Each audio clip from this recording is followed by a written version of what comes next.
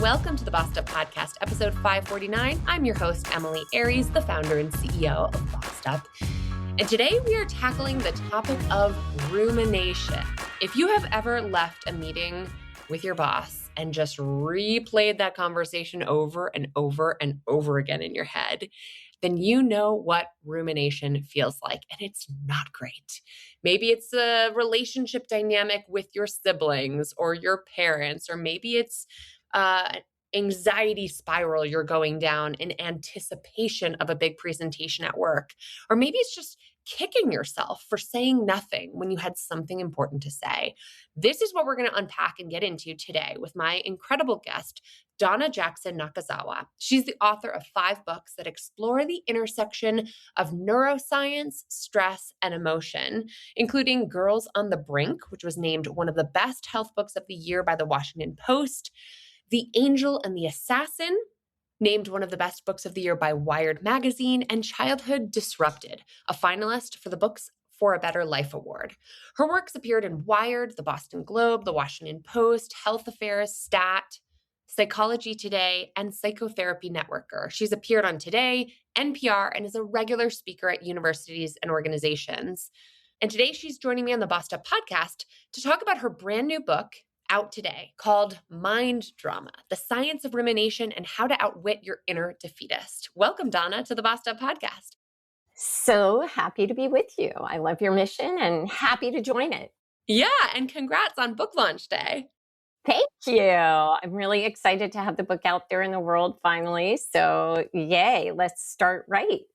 Absolutely. And I was so pulled in by the focus of your book being the word rumination, like front and center. You say that nearly a third of Americans have never even heard the name rumination for that feeling. So I'm wondering, for those listeners who are like, what is rumination all about exactly? And how is it different than just overthinking? Can you help us sort of ground us in what rumination is and is not? Yes, it's so interesting that we all do it. Science shows we're doing it more than we ever have before. And yet, a third of us can't even name what this act is, which is why I call it mind drama. So to break down rumination for you in our common vernacular, it's really those sticky thought spirals you wish you weren't caught in, that you would like to get out of. But for some reason, they're so seductive and they just keep pulling you back in, even when you don't want to be in them. They are defined not so much by the quality of the thought itself, but by how intense it is and how it makes you feel and your inability to exit. So what does that look like? We've all been there. You're driving somewhere and you get there and you don't even remember being like in the car or on the road because you're replaying a conversation with your teenager and you're thinking, well, what am I going to say tonight, at the dinner table? Or you are replaying some itty bitty little comment somebody made at work, right? And it's going through your body and bringing up a lot of intense emotions, but it's also quantified by replaying the past and preparing and future casting into the future. So those are all different ways that we can look at rumination. The shortest form that I can give you is intensely judging yourself and others. That sort of does it for people. Yeah.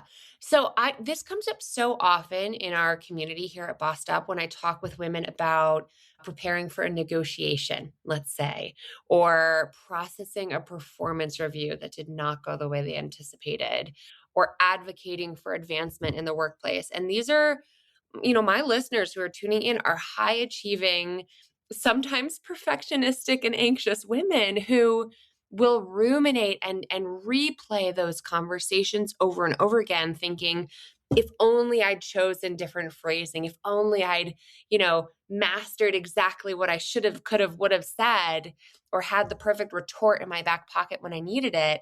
And it does turn into this this beating up of your past self that I think fuels a lot of that imposter syndrome of feeling like a fraud or feeling inadequate. And I wonder, do you see that emerge differently in women in particular? Is that something that you've studied or the research has anything to say about? I do. And it's so interesting you bring that up that so the research shows that women ruminate more than men. That is just a fact. And some of that is just our neural hardware, right? There's certain areas of our brain that get really activated more easily. And that has to do with how we developed across evolutionary time. We're more wired for thinking through social situations in order to protect ourselves and our gene pool, our offspring, right? So that's kind of the nuts and bolts of being alive. But at the same time, it's funny you say that, because in the course of my interviews, I was interviewing women and men, of course, about their own experiences with rumination. And they were kind enough to join me on this journey to try to exit their own with a lot of cool science-based tools. And it arose so often that women were ruminating about conversations that they'd had, often with men in their lives, that I just had to walk up to it in the book and just say, look, so and so's story, Ada may sound like Paola, and Paola may sound like, Virginia. But at the same time, that tells us something, that this is such a common experience for women. And here's what I investigated: it is associated with our sense of voicelessness.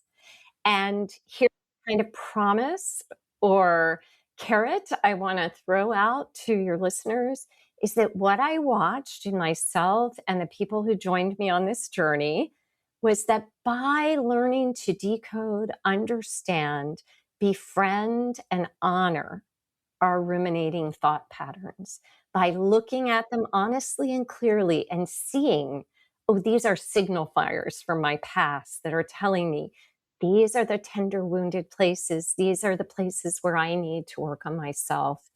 And by doing that work, committing to that work, which is more fun and easier than you might think, they found voice. And the beauty of finding their voice by making friends with their rumination was there was no residual thought spiraling after these events. I would love to unpack that further. Let's start with adverse childhood experiences, as you call them, or ACEs for short, right? What do those past experiences have to do with our present tendencies to ruminate?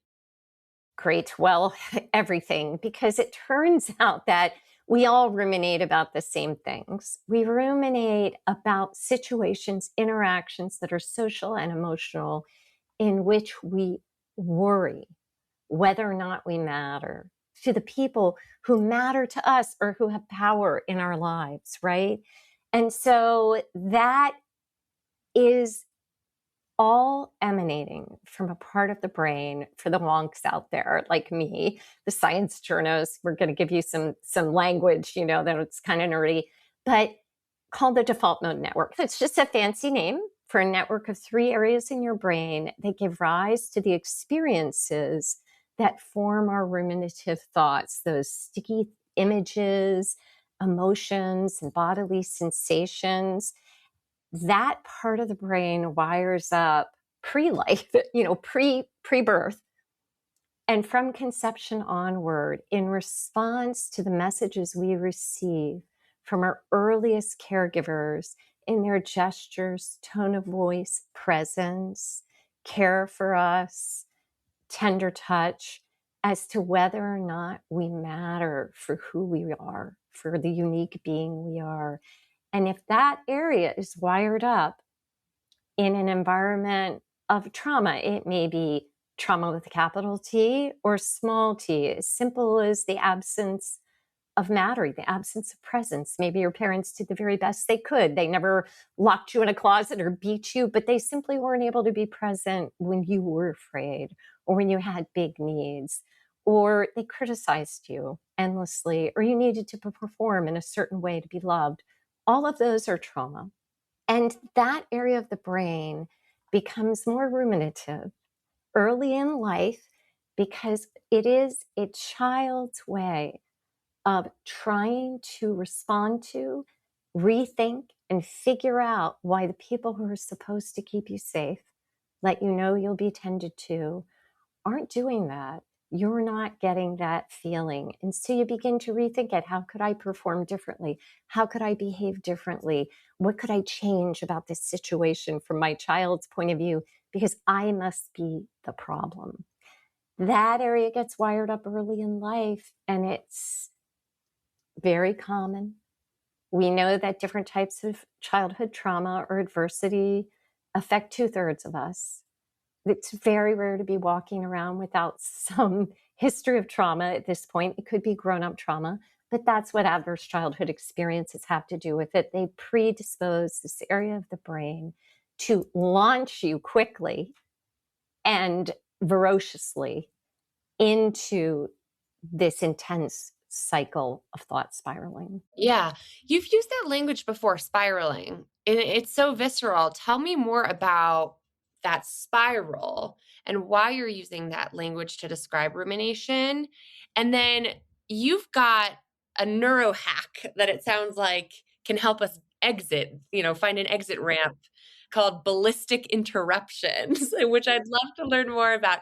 How do we experience that spiral? And then how do we get ourselves out of that spiral? So, what that spiral looks like is you have lunch with a friend and the conversation goes sideways, right? Whatever. And you're replaying it the whole way home. And you know that you want to focus on all the creative and interesting things that you liked it for you, like plan your next podcast or talk, for me, like have that great talk with my son or my daughter about like whatever hike we're going to do this weekend. Like I want to be there and not here, thought spiraling, but we call it thought spiraling also, or mind drama. The spiraling is because we're spiraling down further and further into these repetitive neural networks that we're continuing to lay down tracking for, so that each time and every time we think about that person, that event, that conversation, it all comes back to us more quickly, more vividly, more intensely. And it gets that part of the brain that I mentioned in lockdown. And it is locked down. There are 267 areas of your brain that you need to light up and let talk to each other for good communication, healthy problem solving, constructive thinking, ideation, creativity, ingenuity, flow.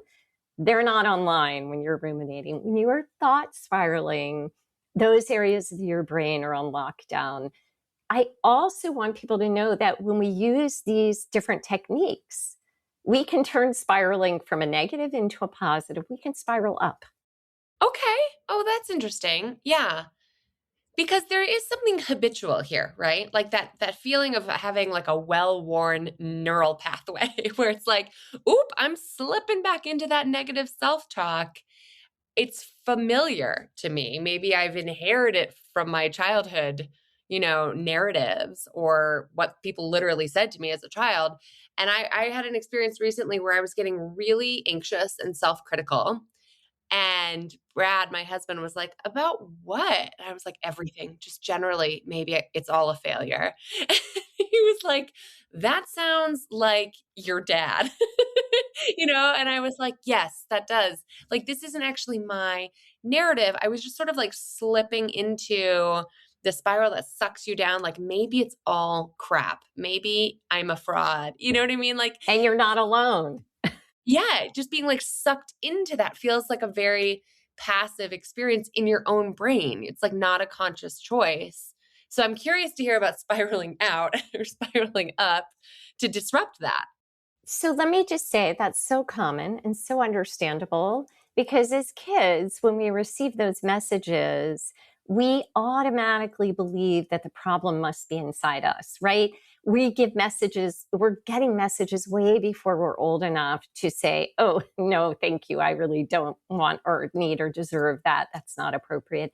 So we carry these beliefs that really aren't ours to carry anymore. And what I love about doing this work is that people get to set down these stories, these beliefs, these narratives that aren't theirs to carry anymore. It's really kind of beautiful to watch.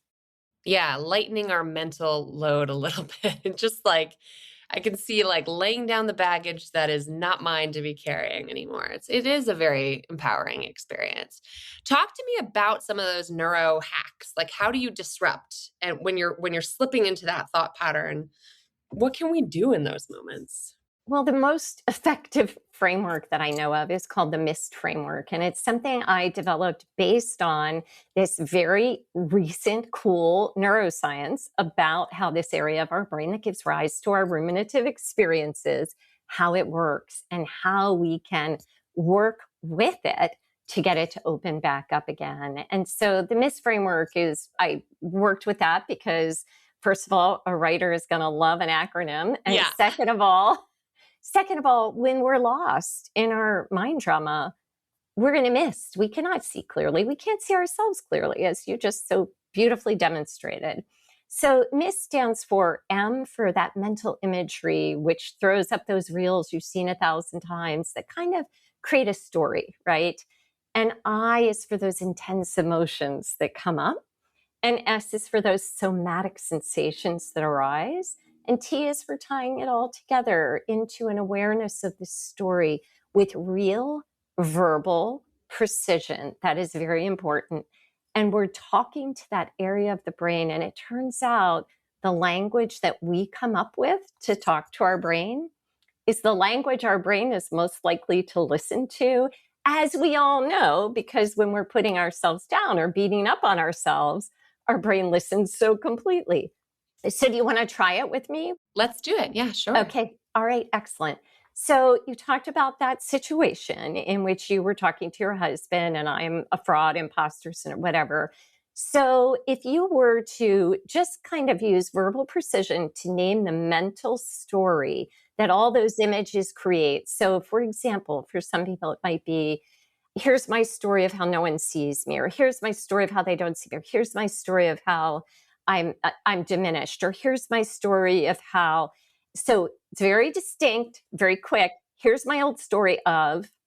Sure. My old story of how I'm a hack.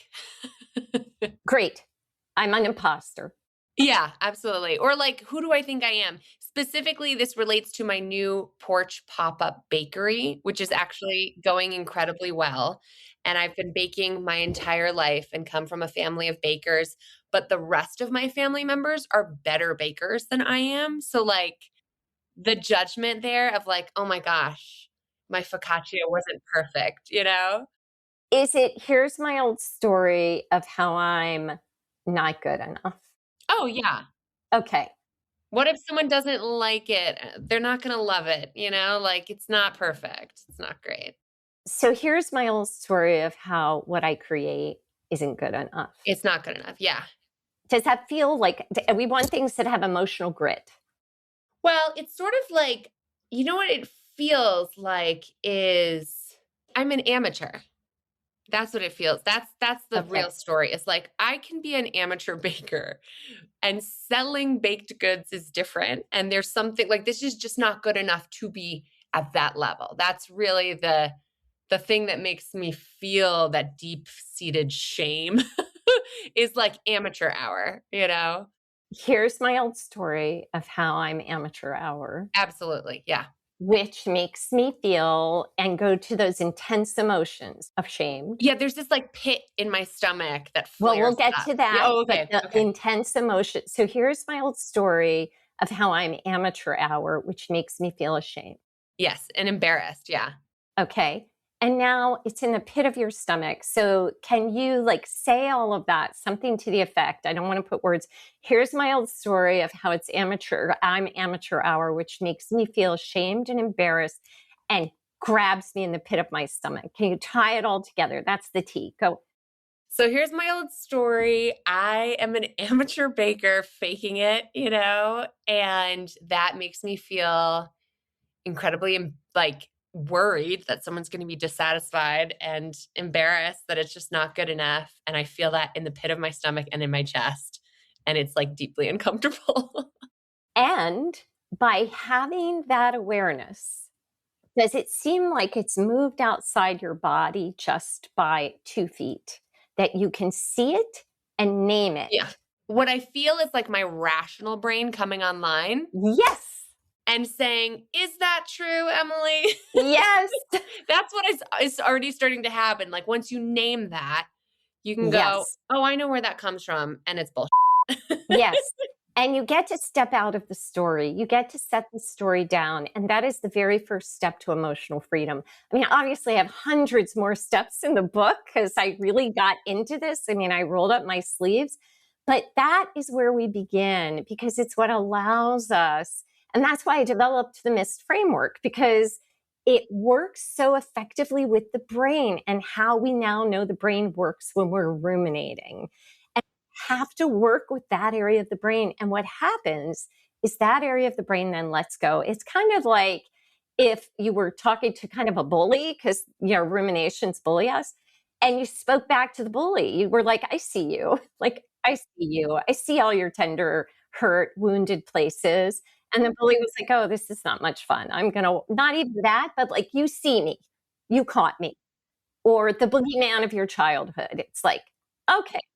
It's kind of why you used to go look under the bed, right? Like, it's like, oh, okay, I see that there's nothing here. It's not that it isn't still going to arise. It's that your brain lets go so that, as you said, other parts of your brain come online. And there you have a moment. There you have the beginning of an ability to drop the story and to not carry that which is not yours to carry. Yeah.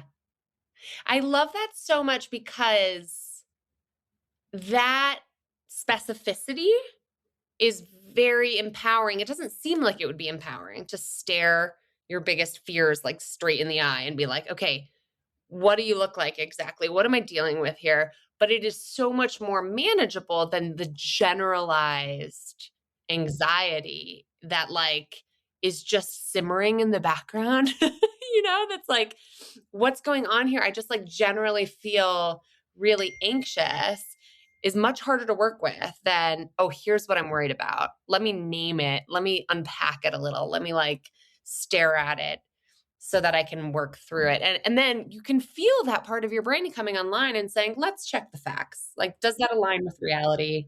No. Let's check the facts. And fMRI scans show that when we name these things with real specificity in a way that has personal emotional grit for us, that's why I don't want to feed you the words, right? That has personal emotional grit and staying power for you, that when we do that and we work with that, and over time you can even shorten it. So it gets very, very rapid for you to be able to call that up when you need it. When we do that in fMRI scans, what happens is the brain lets go. That anxiety lets go. So we have to use these tools that work for our brain because our brain is where these messages were first formed. I love that.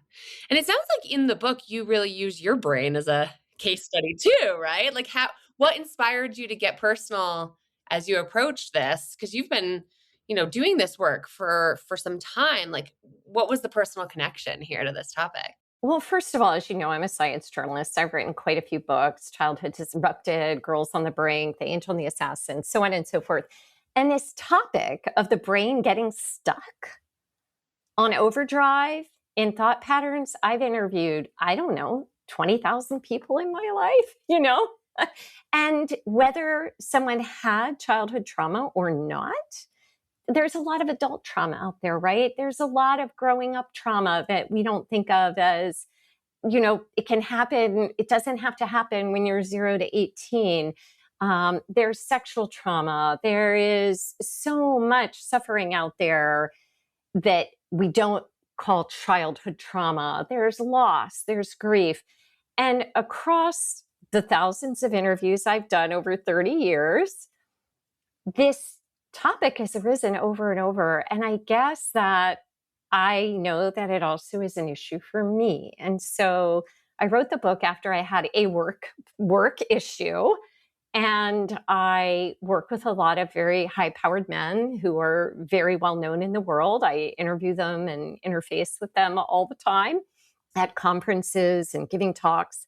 And I also have your sense of imposter syndrome. Like you said, a lot of your community. We're here because we're really trying to find our voice despite the anxiety. And I began to see this was an issue for me. And I got a phone call one day. I was at my doctor's office from not even a colleague, but someone who had asked to read an early manuscript of one of my books, which again, I'm a science reporter. And he called and he said he was writing a paper and he'd borrowed a bunch of my book, but I wouldn't mind because of his name. He would be able to put it out there earlier and with more authority than just me. And that he knew I wanted this. And that was my ultimate mission as a journalist, was to do good and certainly not to have any kind of, and I was so confused because it aligned so clearly with some messages of my childhood of voicelessness and male power dominating rational thinking or personal needs or safety, that I kind of lost my brain. I came home. My husband, thankfully, was working at home that day. And I skipped the doctor's appointment. And he was like, okay, what is happening? You're shaking all over. And the dogs were barking and they were upset. And he said, call your editor. And I have a wonderful editor at Random House. She's amazing. And she got the attorneys on it. And the whole thing was taken care of in half a minute. I didn't have to do anything ultimately, but I couldn't stop spiraling about it. It was 3 minutes of my life. And 2 weeks later, it was still on replay. And I thought, okay, I know a lot about rumination. I've never really dug in. I've never really studied. Let's go back to the earliest research on it. Let's start from there. Let's learn this. And then into my own project, I was talking to my editor and she was like, this is good stuff. So there you go.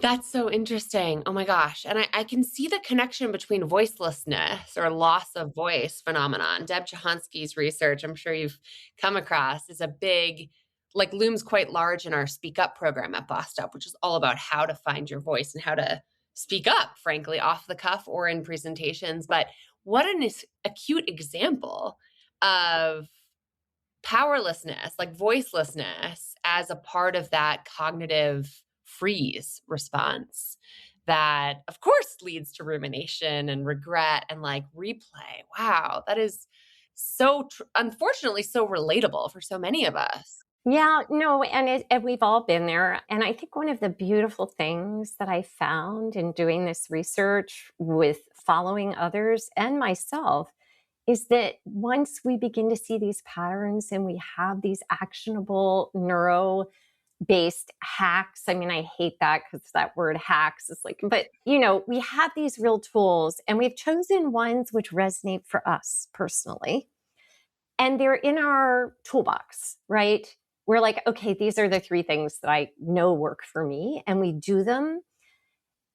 We find our voice. That's what I witnessed in myself and in others, this radical shift towards self-compassion, because we see and hold our story, that we see the tender thing beneath the noise that is steering our ship, all that noise that's steering the ship.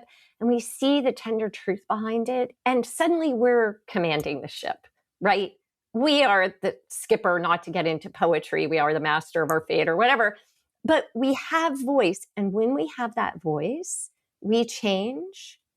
We stop spiraling, because voice, it turns out, allows us to exit situations with no residual. We don't replay anymore when we have truly voiced ourselves. And that goes back to Carol Gilligan, right? Her work with girls in the 1950s. The less girls voiced themselves as they came of age in a patriarchal, misogynistic, sexist society, the more they lost their voice, the less they voiced themselves, the more likely they were to develop depression, anxiety, and other issues. So we are walking around as adult women struggling to say things in a way that we're not too assertive, but we're not too strident, and we're not aggressive.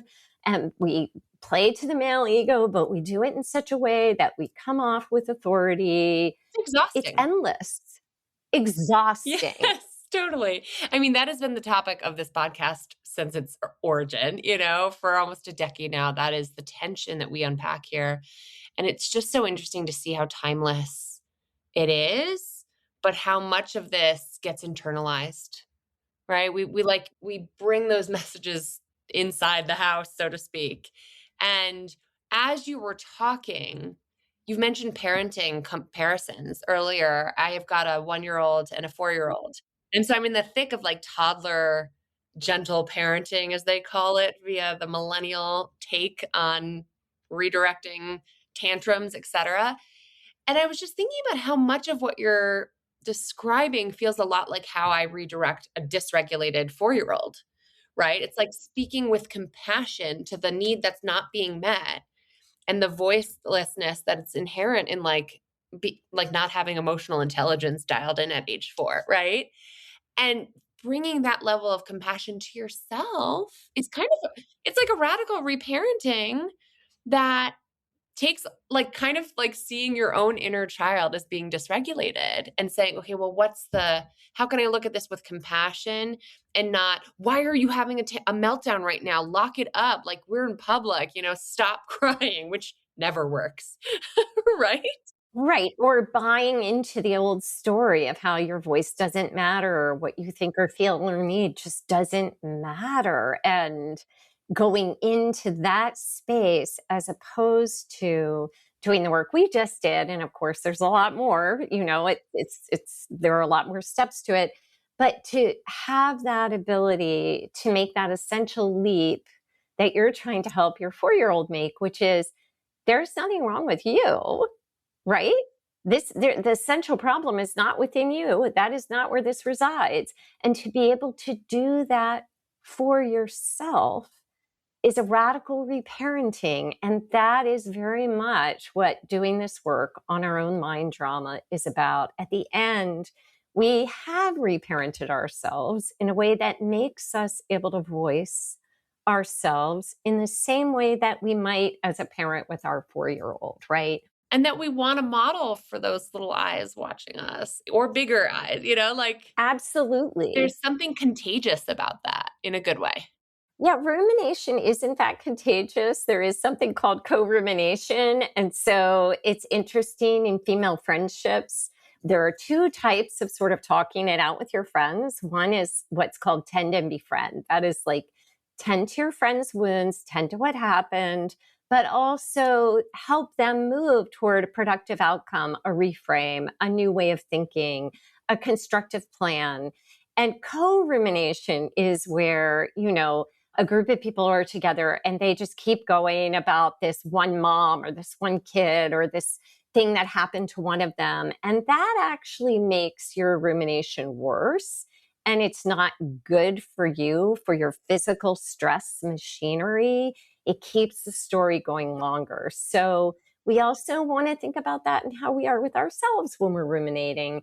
Am I replaying something I've replayed 100 times before? Am I getting anywhere? Is there any emotional processing going on here? Am I coming up with any strategies? When I want to get out of this, can I? Or does it keep sucking me back? And so I have a checklist in the book for ways to kind of notice, both in friendship and in yourself, like, is this going south or is this spiraling up into something productive? Because we have to ask ourselves those questions. Oh my gosh, I love that. In my book, I talked about what I call mirror theory. It's like you at some point have to decide which mirrors to stand in front of too. Like if you've got friends who are reflecting back to you your deepest anxieties, they're jumping into that spiral of rumination with you. We got to stop standing in front of those mirrors, like waiting for a better reflection to come at us, And so it kind of reminds me of the message there around, like, look, some folks are going to tend and befriend or are more capable of coaching you through an emotional response. And it's like incumbent upon us to make sure we're not expecting more from friends who can't necessarily get there with us or can't help us along. Because I know that sometimes after I hang out with friends, especially since motherhood, I think motherhood opened me up to so many different friend groups. And then like a year in to hanging out with a bunch of moms in my neighborhood, I was like, oh, I feel worse every time I come back from hanging out with these women. Like, I need to stop going to these things. Like, this is not good for me.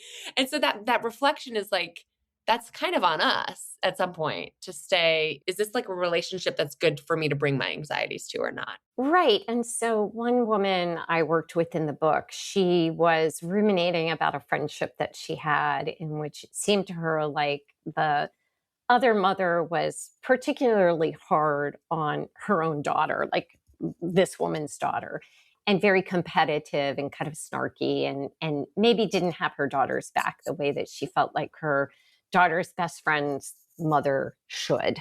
And it was got really kind of weird and competitive around like college applications and so on and so forth. And so she had to do the MIST framework to figure out how this was so sticky for her because she'd grown up with a twin sister who was also extremely competitive and who was also trying to get her to like not speak up about certain things. And her daughter's friend's parent also had done something that was kind of needed to be spoken up about. And she got a lot of insight by working on her ruminations, her thought spiraling, her MIST framework, using ballistic interruption, a lot of somatic tools, different types of quick visual therapies that I offer in the book or strategies. And she got there, but she realized in the process that we really shouldn't be with people who are reenacting our most difficult stories. Like if you are with someone who reenacts those stories and it's an opportunity for you to grow in a way that when you return to that relationship, you see like, oh, okay, this is different now. I'm voicing myself and the relationship has changed. And I saw this with a lot of married women. They voiced themselves and the relationship started to change. But if there is a relationship in which you begin to make clear friends with your MIST story that confuses you, with your thought patterns, your rumination patterns, you decode them, you befriend them, you do the work, you find your voice. And those relationships either worsen or stay the same. That is not a friend group. It's just not a friend group. And I think we're all old enough, and I remind women of this all the time. You are old enough, whether you are 22 listening to this or 92, you have had enough experience in your life to know inside when something makes you feel worse instead of better. You know when it's not okay. Yes. And you don't need to explain yourself either. You do not need to explain yourself. You don't need to like rationalize, this is why I'm divesting from this relationship, right? Like if you feel worse hanging out with this person, that's reason enough. That was so revolutionary for me earlier on in my life. And better relationships will find you. That's the other thing. Like when we make space for better relationships, they find their way. Yes. And you also know when you leave a friendship or a conversation or a work meeting or a family event and you feel great. Yes. You know when you've connected. I could talk to you all day, Donna. This is fascinating. Ditto. I'm like obsessed with your field of research and how you've approached it. I do want to ask one last question around timeliness. You mentioned at the very top that we're all ruminating more than ever. And I'm wondering why that is, because that resonates as very true. And also why? What's happening? I mean, is it just like gesturing at the general state of the world? Like what is going on that's leading us all to this unhealthy and unwelcome thought pattern? Well, it's one of the first things I noticed in my interviews that everyone was talking about. I think I'm doing this more than I ever have before. So when I investigated that, what I learned is, this unending fire hose of news and social media and fear from whatever it is, a pandemic barely in the rearview mirror, right? School shootings, political discord, social media, ramping up our algorithmic emotions in the most intense and unpleasant way. Even road rage is higher than it's ever in any time in which it has been recorded. So what is road rage except rumination? It's people caught in their stories. So all of that perfect storm, a loneliness epidemic, an epidemic of disconnection, everything happening online versus the kinds of real person, face-to-face interactions that actually help ameliorate rumination and bring us back to a groundedness. It turns out all those things in our backdrop, in the world around us environmentally, remember, we're in a constant environmental dance. Our brains are dancing with the environment around us 24/7.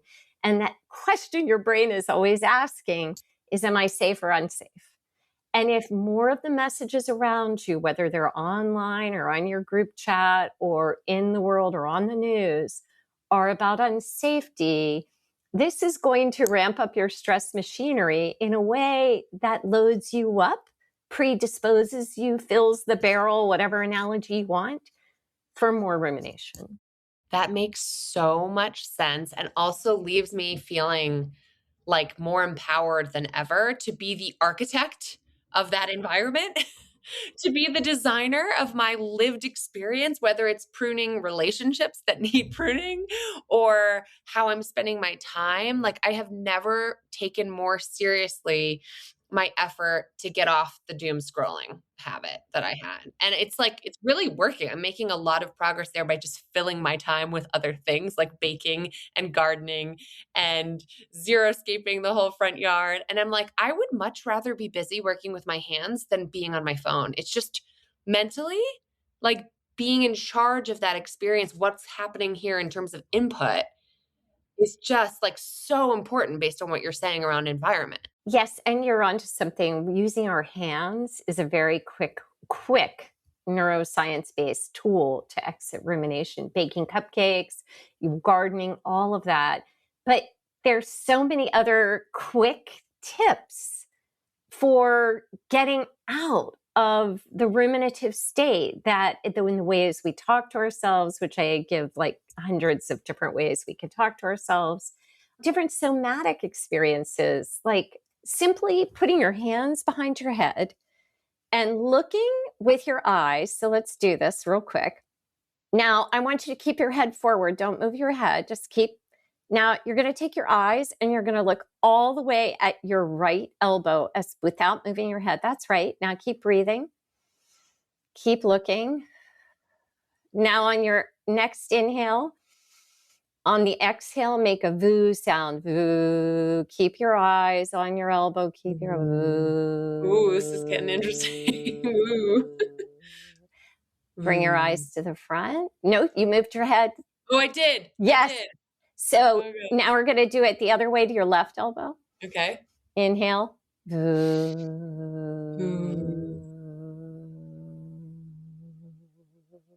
If you do that for just 2 to 3 minutes, you cannot ruminate at the same time and you will start to yawn. And I believe that. It's like a patting your head and rubbing your belly situation. Yes, it actually calms your brain for a reason that has to do with evolutionary biology. Because when we were unsafe across evolutionary time, eyes were forward and a very narrow range, right? Kind of like funnel vision. You could only look all the way to the side when you were safe. So if you keep doing that, your vagal system will completely release the intensity of emotion around rumination. So there are things like that we can couple up with the MIST framework. You can get down and lie on the floor and stare at the ceiling, and your brain will break its perspective. Wow, that's fascinating. I am so excited to dig into this book. And I know the women listening are feeling the same. So where can our listeners get their hands on a copy, and where can we keep up with you and all the phenomenal work you're doing? Because obviously I could talk with you all day here. Well, I had so much fun with you. So the book is out. It's available wherever books are sold. You can get it from Walmart to your favorite local bookstore, which I hope you'll frequent, to Amazon, anywhere you would like to buy your books. And it's on Audible. And you can keep up with me at DonnaJacksonNakazawa.com. You can keep up with me also on Substack at Donna Jackson Nakazawa and at Healing Together. You can keep up with me on Instagram, although I will say I am a low social media human. after writing a book about social media and its effect on girls and their development, I realized it probably wasn't that great for me either. So I am there on Instagram at Donna Jackson Nakazawa. You won't see me as an influencer, however, because I'll be out there doing more creative things with my time. Amazing, Donna. I will drop links to all those great resources and Girls on the Brink, which is definitely worth a read for those listening who want to know more about the social media crisis and its impact on girls, right? And I'm so excited to get my hands on a copy of your new book. Congratulations. Thank you. Thank you for having me. I really enjoyed this conversation. And thanks for the work you're doing to help women everywhere find their voice. I really appreciate that. Likewise. Thank you. For links to everything Donna and I just talked about, head to bossedup.org/episode 549. That's bossedup.org/episode 549. There you'll find a fully written out transcript and a blog post summarizing Donna's key points. And now I want to hear from you. As always, let's keep the conversation going after the episode in the Bossed Up Courage community on Facebook and in the Bossed Up group on LinkedIn. How has rumination shown up in your life or in your career? And how can you apply some of the tools and tactics that Donna shared to get out of that spiral and reclaim your power over your mind? I can't wait to hear from you on this. And in the meantime, let's keep bossin' in pursuit of our purpose. And together, let's lift as we climb.